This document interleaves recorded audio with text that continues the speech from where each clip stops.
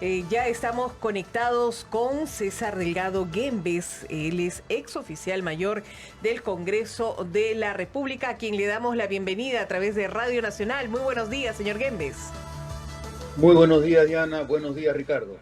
Gracias por este contacto que nos toca conversar con usted con una de las noticias que ha resaltado en los diversos medios de comunicación, prensa escrita, televisiva y radial, y es que ante el escándalo de estas gollerías que han habido en los últimos meses en el Parlamento, se ha retirado oficialmente al mayor José Chevasco y a otros 3 altos funcionarios de la Dirección General. ¿Cuál es su lectura frente a esta noticia?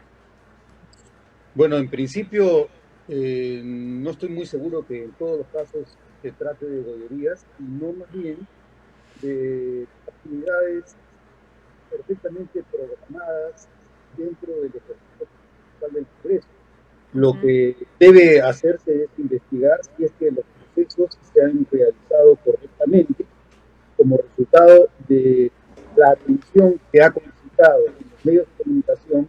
Se ha generado un escándalo, pero el escándalo depende fundamentalmente en su base de que la información que se transmite haya sido adecuadamente explicada.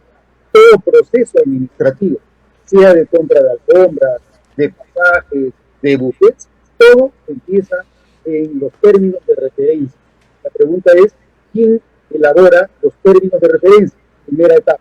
Segunda etapa, una vez que se elaboran los términos de referencia. Lo tenemos en línea. Y en imágenes. Y en imágenes también. Nos estaba explicando sobre estos términos de referencia en referencia al caso del señor Chevasco.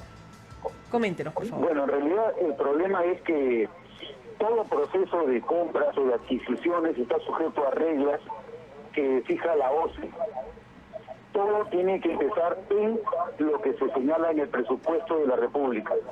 En los meses de agosto a septiembre, el Congreso formula el presupuesto, se aprueba el mes de noviembre y los procesos comienzan a ejecutarse durante el siguiente año, el año de vigencia del presupuesto. ¿Cómo empiezan los procesos? Con los términos de referencia.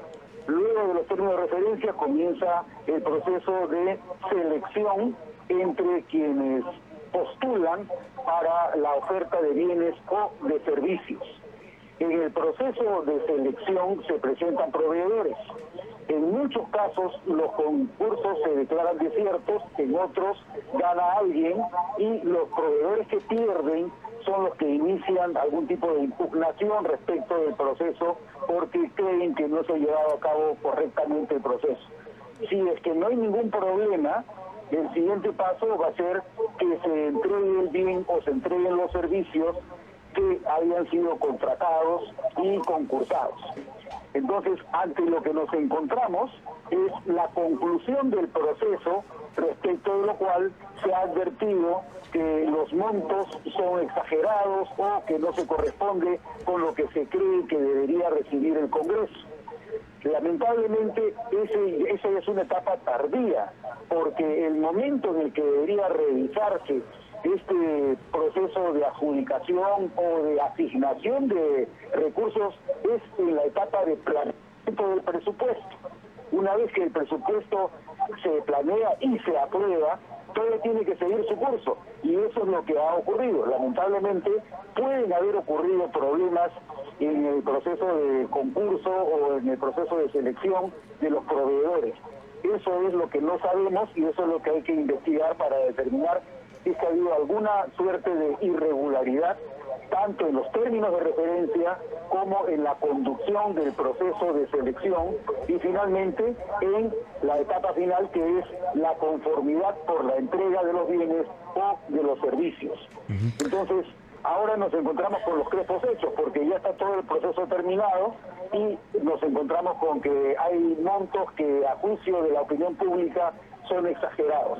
Eso es lo que tiene que indagarse, evaluarse, examinarse e investigarse. Doctor César Delgado, buenos días. Sin embargo, la respuesta ayer de José Echevasco ha sido una respuesta política.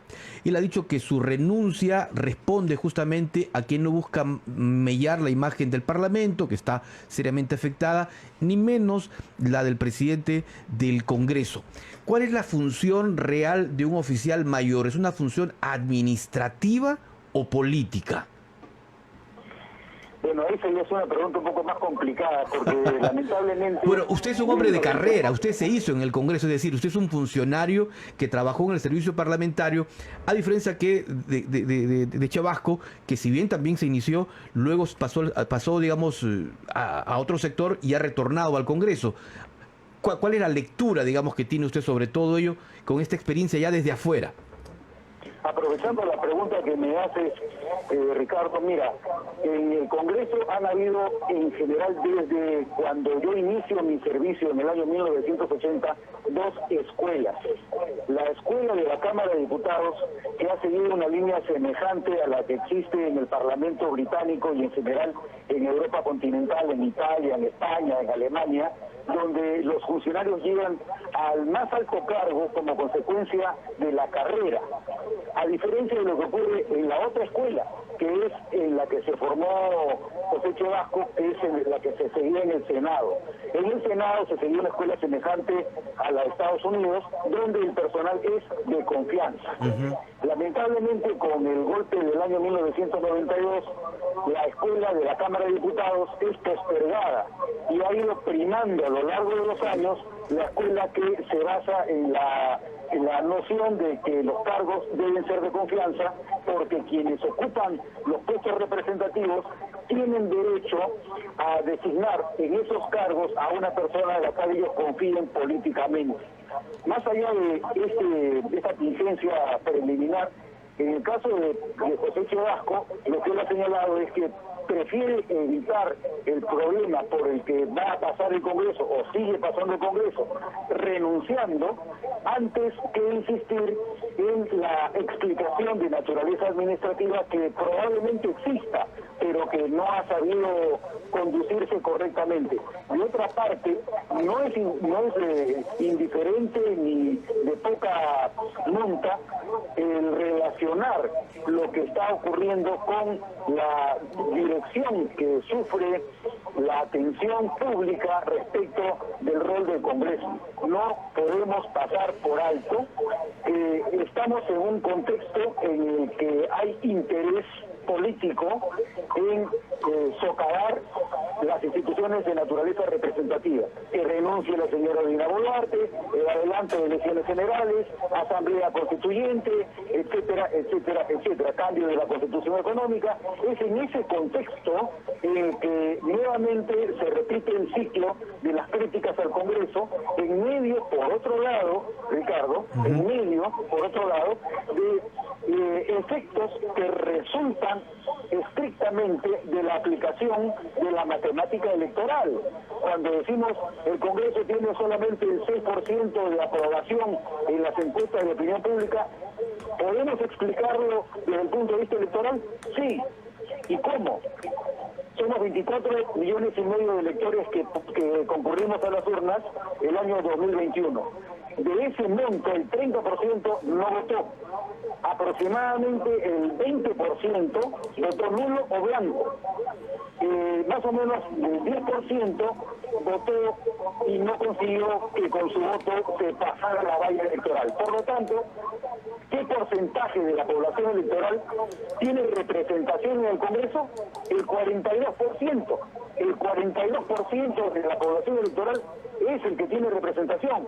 Hay un 58% de la población que no tiene representación en el Congreso. Y de ese 42% que sí tiene representación, están divididos en 13 grupos parlamentarios.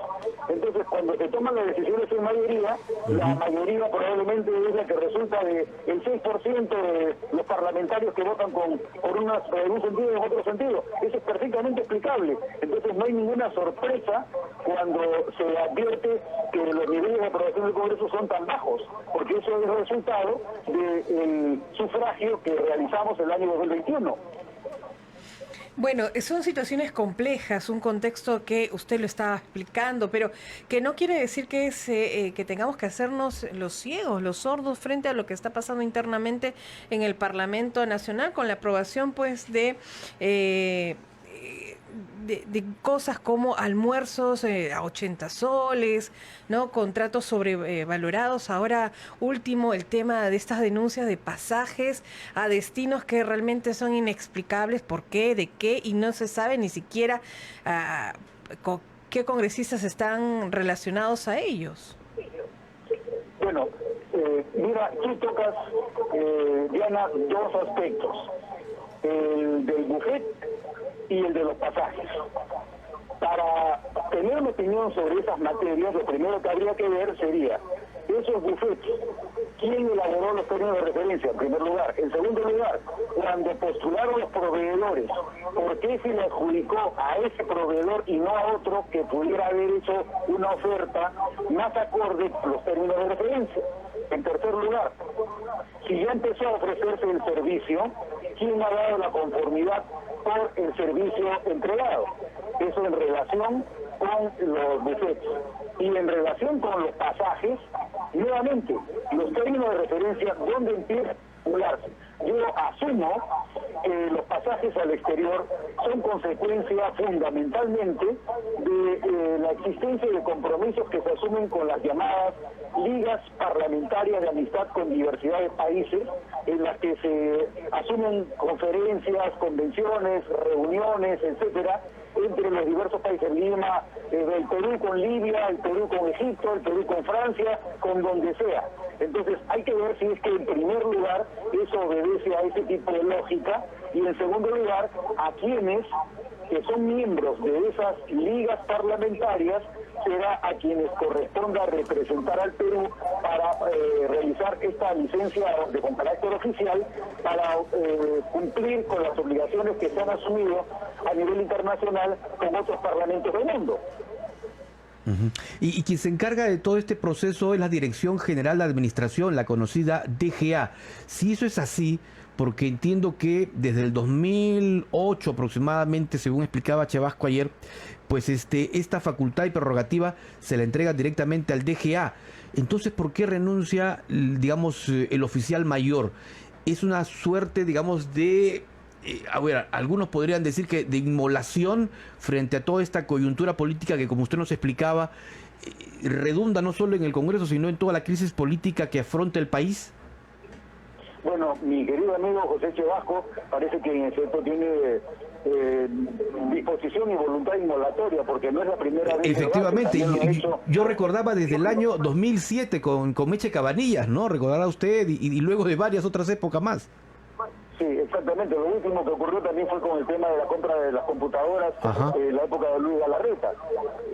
Bueno, es que en realidad es un cargo delicado, donde, de acuerdo a la última modificación del reglamento que se realiza, el oficial mayor tiene la obligación de llevar adelante las decisiones que toma la mesa directiva. Más allá de ese encargo que tiene efectivamente el titular de esa delegación, que es actualmente la Dirección General de Administración, fundamentalmente a través de tres oficinas: la Oficina de Finanzas, la Oficina de Logística y la Oficina de Recursos Humanos. Entonces, fuera de eso, más allá de la responsabilidad de la Dirección General de Administración, también existe un compromiso respecto de la Oficina de Planeamiento y Presupuesto, porque además de preparar el presupuesto, la Oficina de Presupuesto es la responsable de realizar el control de calidad del gasto público. Esto quiere decir que cuando debe solicitarse que se asigne un monto determinado para la ejecución de cualquier obra, bien o servicio, la Oficina de Presupuesto es la que realiza la calificación del gasto que debe realizarse y señala si es que hay o si es que no hay partida, y en los montos que se señala para cumplir con ese compromiso. Entonces, son varios los órganos, y además tenemos la Oficina de Control Interno del Congreso, donde el responsable tiene que realizar controles que pueden ser concurrentes, previos o ex post. Ahora, usted señalaba, este es un cargo delicado que estará momentáneamente, si es que lo aprueban el día lunes, a manos del señor Javier Ángeles. ¿Cuál es su apreciación? Bueno, Javier Ángeles es un funcionario de carrera, como en mi caso. Él ingresó en el servicio en el año 1983 y desde entonces ha tenido un desempeño intachable a mi juicio. Además es un conocedor eximio de los procesos parlamentarios. Es un funcionario además honesto a toda prueba. Yo lo conozco a él personalmente, pero más allá de eso, obviamente tendrán que definir quién es la persona que va a ocupar el cargo de oficial mayor como titular. Don César, una pregunta final porque ya el tiempo nos gana. Con la experiencia de haber estado a tantos años en el servicio parlamentario, ahora ya desde la cátedra y desde afuera, ¿es preferible un oficial mayor de carrera en el servicio parlamentario, tal como lo estipulaba este código que está suspendido, ¿no? O es mejor un hombre con vinculación política, es decir, alguien de confianza de la presidencia del Congreso y de la mesa directiva y de la Junta de Portavoces? ¿Cuál cree usted que es el perfil más idóneo para ocupar ese cargo? La respuesta a esa pregunta, Ricardo, depende de quiénes sean los que ocupen los puestos representativos, porque son ellos los que tienen que entender las ventajas y los beneficios que representa que todos los funcionarios del Congreso tengan una línea de carrera. Yo no estoy de acuerdo con que los funcionarios en el Congreso sean funcionarios de confianza. Eso todo lo que hace es dañar, mellar y lesionar la capacidad que tiene el servicio parlamentario de avanzar a partir del mérito. Por eso es que es importante que exista una escuela de servicio parlamentario, que se recupere la vigencia del estatuto del servicio parlamentario y que se realice un programa de sinceramiento de forma que quienes no reúnen los perfiles de competencias den un paso al costado, se establezca un plan de incentivos para retiros y que permanezca en el servicio solamente el número de personas competentes para cumplir con las funciones que se exigen. Punto. Sí, pues perfecto. Ha sido claro y contundente. Muy amable, don César Delgado Guembes, ex oficial mayor del Congreso, por este contacto con Radio Nacional. Muy gentil y una excelente jornada. Muy buenos días, Ricardo. Muy buenos días, Diana. Muy buenos días. Muchísimas gracias. 8 de la mañana ya con 30 minutos.